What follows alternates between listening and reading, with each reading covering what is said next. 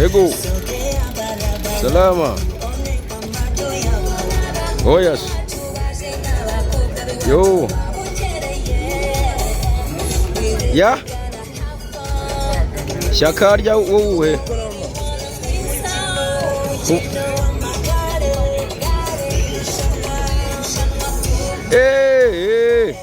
Ndamubona.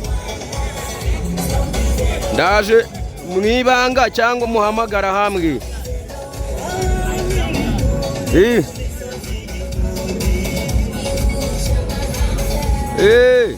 Yari amaze iminsi ngari i Kigali.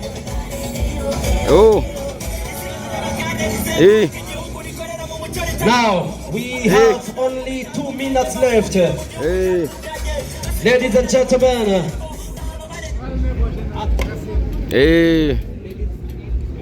Reka nze ndebe ukuntu muhamagara ndahita nkubwira ahari ubwo ndamubaza.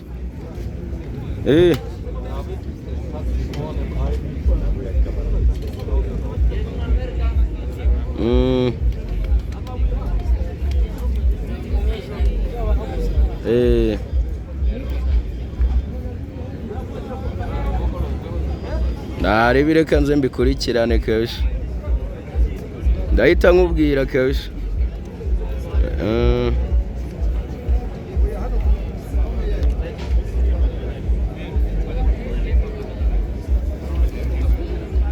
Let's get to it.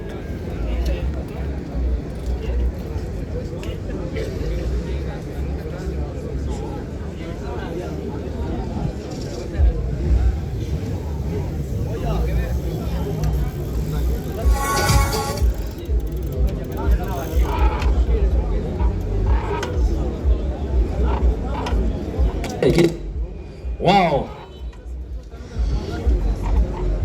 I was telling you that a total of 79 riders are set to take the start of stage 3 today.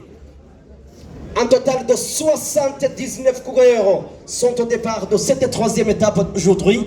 Abakinyi 79 nibo bagiye guhaguruka kuri stage ya gatatu uyu munsi ihaguruka no Ihuye yerekeza mu karere ka Rusizi.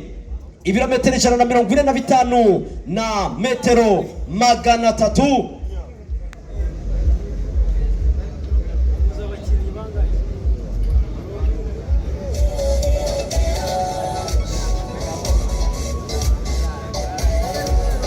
Ladies and gentlemen, Huye, are you ready?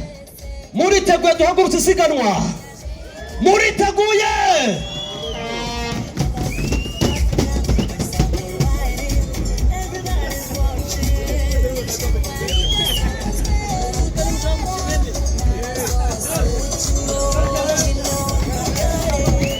Let the countdown begin, ladies and gentlemen. 5, 4, 3, 2, and 1. Let's go!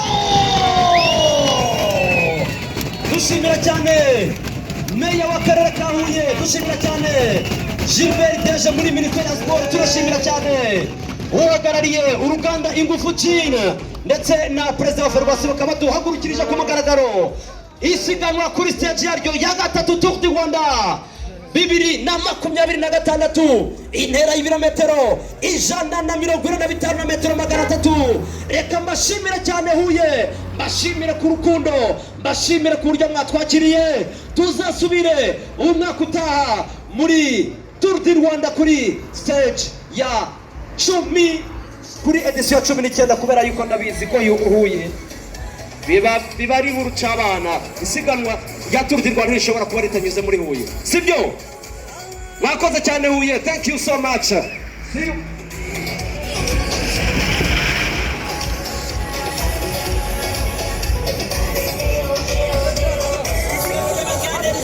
Igihugu rikorera mu mucyo ritarimo amahugu, abasiganwa b'ibihugu bitandukanye bahurira mu gihugu